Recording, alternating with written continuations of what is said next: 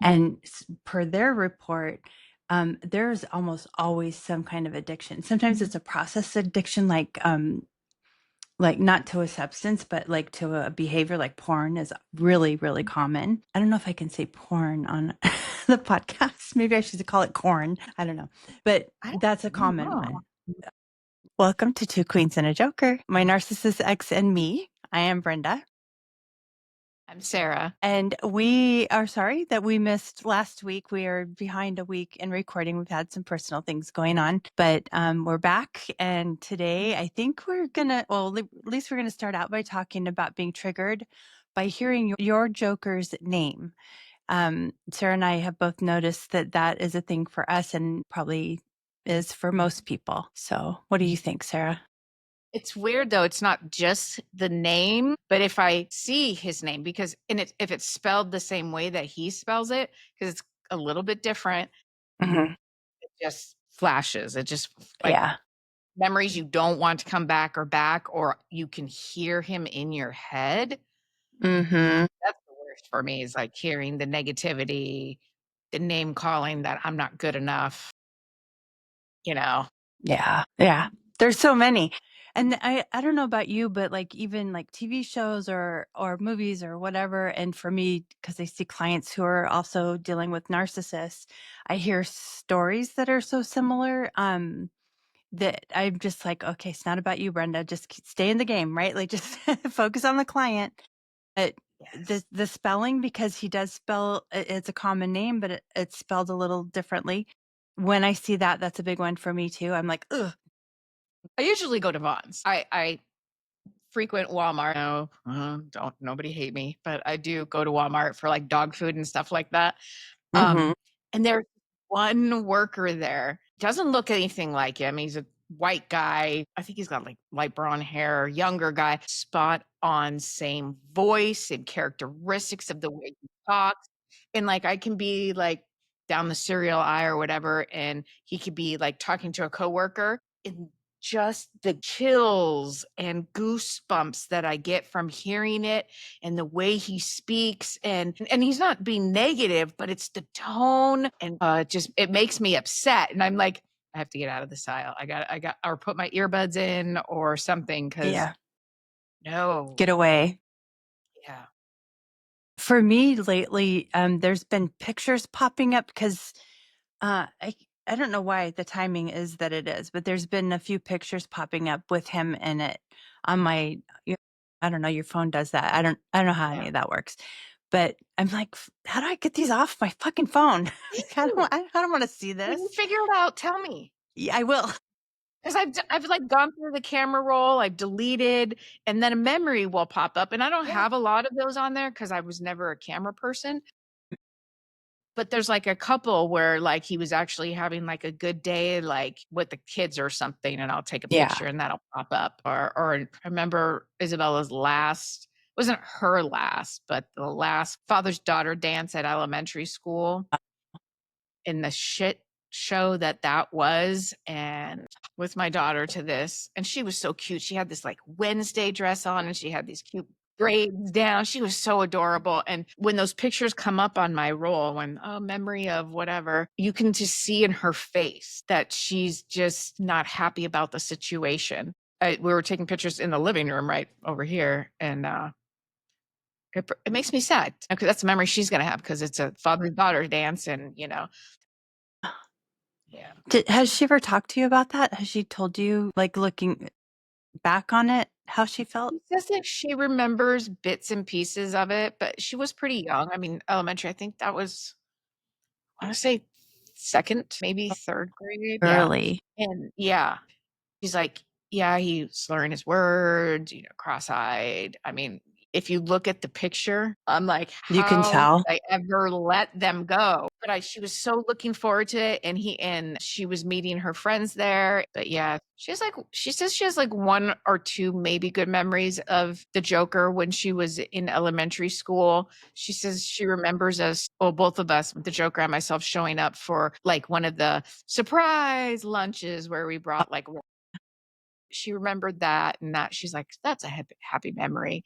She's like, "I just remember father-daughter dance and he's and the mornings before school." She's like, she can't get those memories out of her head. Oh, that's frustrating. And that really speaks to, I mean, she's in high school now, so that really speaks to how long that addiction was going on with, kind of under the radar. Knew about the pain pills. I mean, it's and I'm not giving the Joker an out, but doctors back in the day used to hand those out like they were handing out candy. Right. Yeah. That's Because nuts. yeah. So, but that it's no excuse. You're a grown ass man. You control your stuff. I mean, I go. I have the pharmacist laughs at me because like I when I had my surgery, I go, I pick up my medication, I bring it, come home, and then like a month or two later, I have like containers that I take back to the pharmacy for them to dump. And they're like, Because you didn't use them. you don't want to keep these? I'm like, I don't want them in my house. I don't want them around me. I don't want them around my kids. No, I want them Mhm. out. I think they like question. I mean, and easier now than 4 or 5 years ago to go to the pharmacy and go, "Can you take these?" I went to go pick up, some ibuprofen at my pharmacy the other day, and one of the old pharmacists that knew the Joker was there, and they're like, "Oh, how's he doing?" He's like, "Hasn't been here. He hasn't been yelling at anybody or cursing anybody out," and I'm just going, "Yeah," and he goes, "Oh, are you guys okay?" And I said, "No, we're divorced, and I'm happy. I hope he's happy, whatever, I don't really care," but for him to Yeah. remember that, and that pharmacist hadn't been at this at least I haven't seen him at this pharmacy in years. So the other day I was like, "Thank you." So thank you for the memory. Yeah. Thanks for bringing all that up. Well, I'm sure that stood out to him. I hope that pharmacists are not getting crazy patients like that all the time. Nah, it's not their I mean, they don't make the rules. They have to follow the same rules as everybody else. Honestly, I haven't read studies about this not in a while, even if ever. I think I maybe read one a while ago, but I know anecdotally, like the clients that I see have a narcissist in their life. I don't treat narcissists. I just treat people who've been with narcissists. And per their report, there's almost always some kind of addiction. Sometimes it's a process addiction, like not to a substance, but like to a behavior like porn is really, really common. I don't know if I can say porn on the podcast. Maybe I should call it corn. I don't know. But that's a common Oh, one. Uh, but alcoholism, those other things are also very, very common too. And it's just across the board. And it makes sense if you think about like a narcissist being a narcissist because of their own painful life, right? It makes sense that they would want to escape that, and especially since they have no skills to process emotionally, um, they need to find an escape. So it makes perfect sense to me that addiction's so common. yeah, I can see it that way. Still doesn't give them the excuse. No, definitely not. No, it's still their responsibility for 'Cause sure. you hear that the most. "Well, it's not my fault I am the way I am. It's not my fault the way I react." Yeah, it is. Yes, it You're your own is. person. You're your Mhm, own person. Had a shitty childhood, you might have had a shitty young adulthood, but you just like you're an adult and you either learn from those experiences and make yourself a better person or you become a shittier person. mhm, which he did. Yeah. Yeah. Which is weird because 'cause there'd be those, like, little far and few in between days where I'd be like, "Wow, there's the man I fell in love with." But, they get further and further apart or less frequent, and God, I remember that used to put me on, like, a big smile on my face when the Joker, wasn't there and the man I loved was there, and I'd be like, "Wow, Yeah. okay." And then my delusions would start all back over about how he's a good person and, we need to support him and be there for him and, you know Mhm. his flaws are his flaws, and it's my job being the wife to look past those. Yeah, well, and I mean, that's part of this whole cycle, this whole abuse cycle that those bits of time that were so good can make us so desperate for that to happen again or enjoy it so much when it is happening that we forgive and forget about way too much until we Yeah. can't anymore, I think till those good times get even fewer, to happen less often and we can't deny it anymore.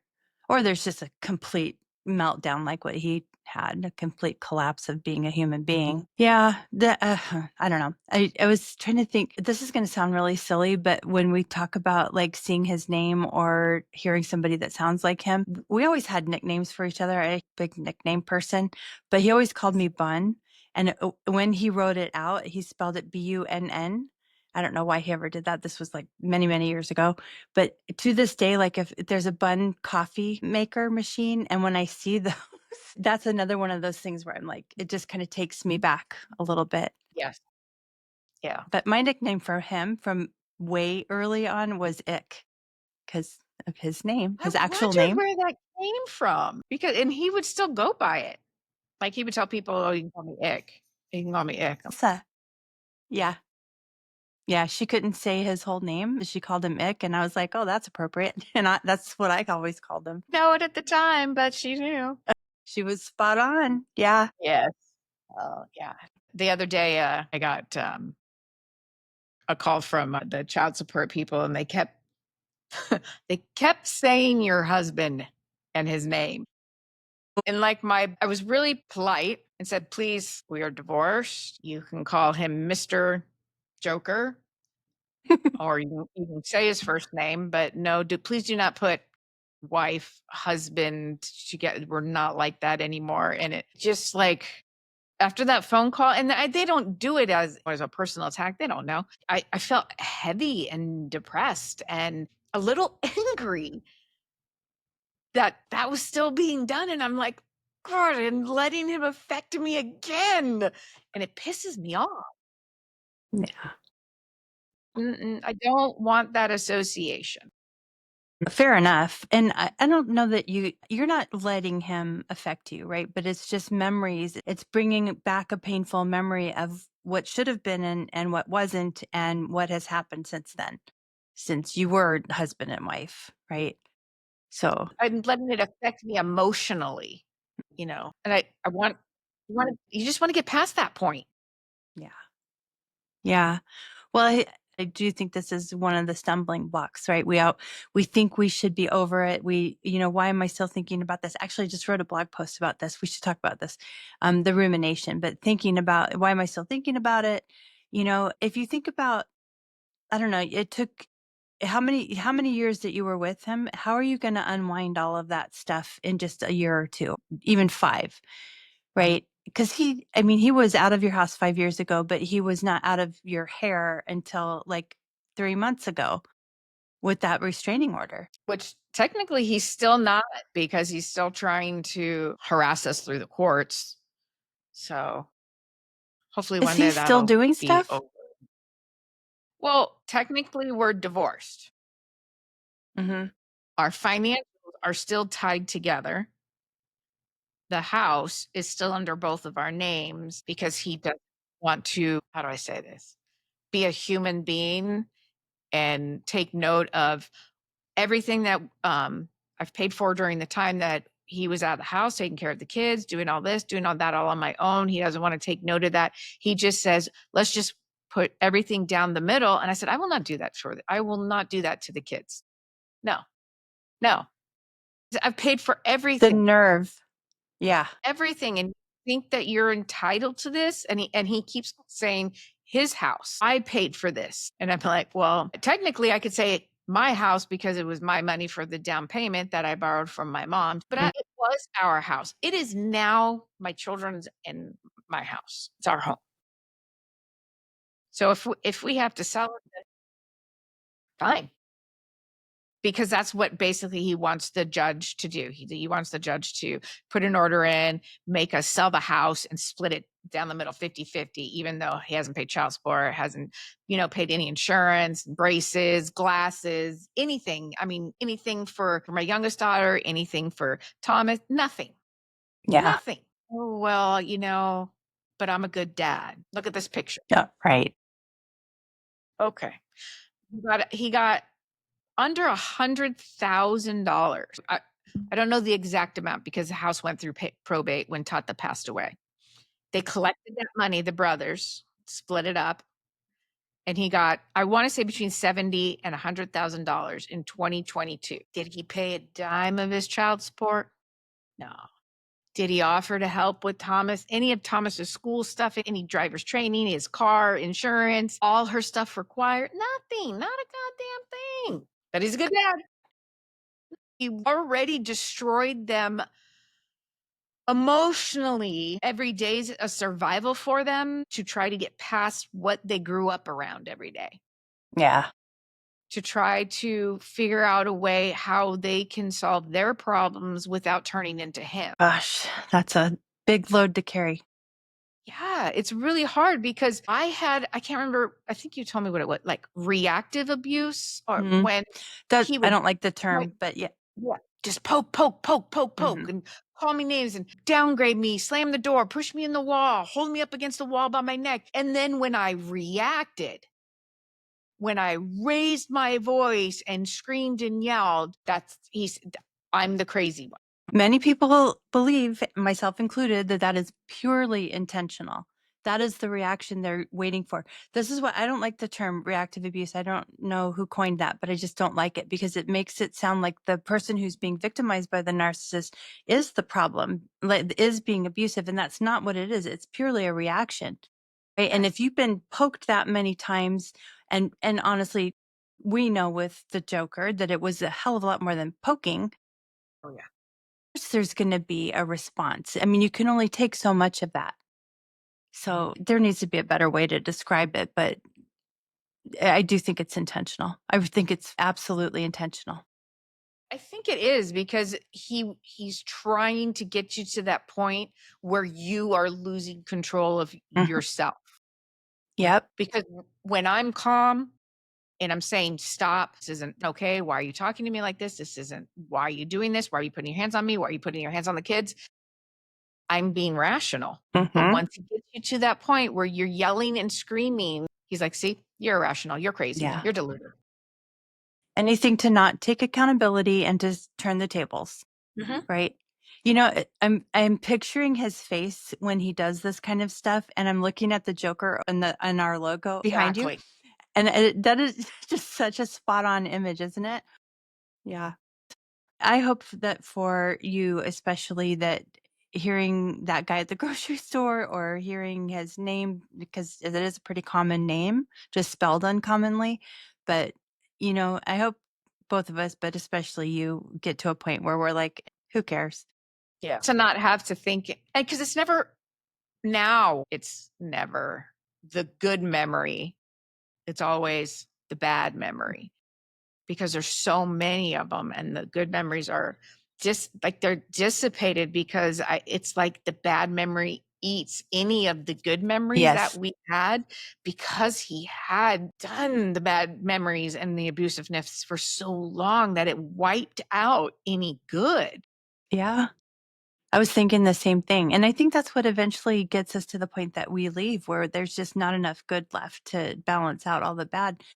But yeah, I think that too. I think for the good memories too, I don't know about you, but I know for me, when I think about like the two times in my whole life that I was with him and can remember something really great, it is so tainted. And I look back at it and think, okay, well, he was putting on a really good show that day that we went to Disneyland together, right? It's not that that was the real him. It was that he was able to hold it together, or whatever motivated him that day. His mask was able to hold on, and yeah. Yep. Was able to stay for a whole day. Yeah. But for me, it's all tainted because you just get to the point where you realize that it's always just trying to hold on to an image. And sometimes he can, and most of the time he can't. And he blows up and acts horribly to human beings that he supposedly loves. So, yeah, we'll get there. We'll get there. We'll keep purging through this podcast, talking shit about him. Yeah. Yeah. I was reading, I printed something. I don't know if you want me to read it, but Yeah. Yeah. um Yeah. Please. I it was on, I don't know if it was on Facebook or Threads. That's what. Mm, mhm. Yeah. But the title was "What a Narcissist Told Me About Their Favorite Type of Victim." What does it Okay. say? This was a therapist, and she said, I was interviewing a self aware narcissist for research. The conversation was clinical and professional until I asked one question that made him uncomfortable. Do you have a type? What kind of person do you target? He shifted in his seat, looked away, then gave that cold smile narcissists are famous for. You really want to know? What he told me will haunt you. He says, I don't go for the broken ones, he said slowly. Everyone thinks we do, but broken people are boring. They are already defeated. Where's the fun in that? He leaned forward and said, I hunt the healers, the ones who see good in everyone, the ones who think love can fix everything. The interviewer says, why? His answer changed everything. He says, because the healers have something I need. They have hope, light, endless forgiveness. They don't just love you, they believe in you. Even when you show them who you really are, and he pauses, breaking someone who's already broken is child's play. But taking someone's whole and watching them crumble piece by piece, that's intoxicating.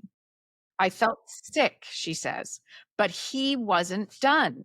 He continued. He says, it's easy to spot them. They apologize when they bump into you.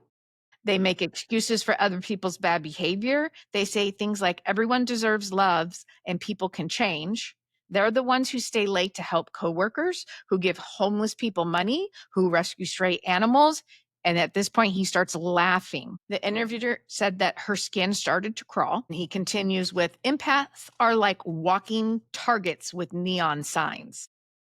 The best part, he continues, they blame themselves when it goes wrong. Maybe I wasn't patient enough. Maybe I didn't love them right. Maybe I'm too sensitive.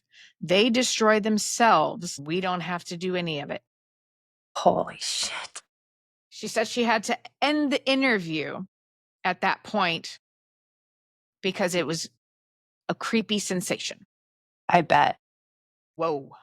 It's spot on. Yes, coming from a self-aware narcissist telling this interviewer slash therapist, and I was like, oh my gosh, they totally know. Because I always ask you, I'm like, well, maybe not 100%. No, do they know? Yeah. I mean, I always thought they knew on some level, right? Like just some level. And I'm gonna have to change my whole position on this because I have always said I don't think they target or empaths. I think that we just let them stay too long, right? But I mean, that's going against what I've thought was the truth. Well, it's not just about the empath. It's that they have to go after the strong person, be Yes. female, male. They have to go after the strong person and destroy Yeah. that person. And well, you and I happen to be empaths and go the extra mile when we should have like exited 6 exits back. Yep. But I took this to work because I have another coworker that's gone through an even scarier situation than I have. Oh yeah, it's very, very scary. Yeah, and she is a very strong woman. She will tell you she is like what she's thinking is coming out of her mouth. She's not holding anything back and you're getting it. But she read that and she like you just the tears that came down and she's like, she's like, because that's how I feel on the inside. She's like, that's who I was. And this person, her narcissist, changed her, hardened her, made her change who she was, made her not trust people, made her not to go the extra mile, you know, which is sickening. It is sickening. It really is, and I think that's probably pretty common too, that after your experience with them, you just don't trust anybody, so you do grow with maybe a level of paranoia even, I right? think so.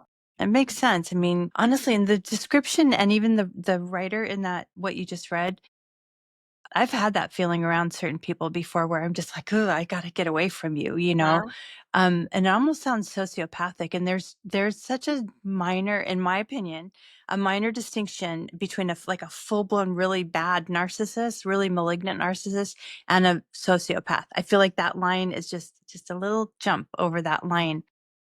See, I think they teeter-totter. I think they go back and forth. Yeah, that's a good point. That is a good point. I think I can even think of times with the Joker where he's just been so incredibly cruel. It sounds Oh, yeah. sociopathic. Yeah. Just no empathy or sympathy for anybody. That is well written. Very Yeah. well written. Thanks for sharing it. Yeah, definitely. I was like, Yeah. "Oh, I gotta show Brenda. I gotta show her." I'm glad you did. And we've talked about that before about them going after, well, male narcissists going after strong females. And I think there is, and we certainly know with the Joker, like there is this ideal of like what the masculine looks like and what the feminine looks like. And he was all about that. But it's not, I've definitely seen that in my work too. I mean, they don't go after people that they don't think or, that they think are losers, to tell you the truth. They go after confident, strong Yes. people. Yeah, male or female, they both go for that Yeah. type. It elevates them in their Yeah, minds. it brings them joy to destroy this person, to destroy like, how I think of that is helping another person always brought me joy. Mhm. Ripped that away from me. He took that from me because now I'm afraid to do that, you know?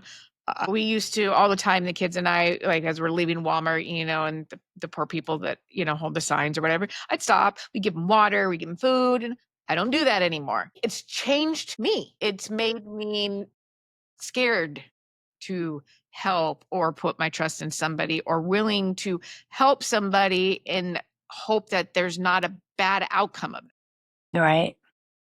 Yeah, it makes sense. Given what you've been through, it makes perfect sense. And the fact that he was teetering on the edge of being a person standing outside of Walmart with a sign. I mean, I think it makes you think, could they be like him? Mhm. Right? And just trying to scam you in a different way by looking, like you need a handout. I wouldn't put that past him. Yeah. Thank you, everybody, for listening. And that I hope that hearing what Sarah and I talk about validates everything that you've experienced and is helpful. Thank you for listening and come on back. Yes, come back. We hope listening to our stories helps you know that you're not alone, you're not crazy, and you're not to blame. Please join us for our next episode where we'll share more about our healing journey and how we each got out and are staying out.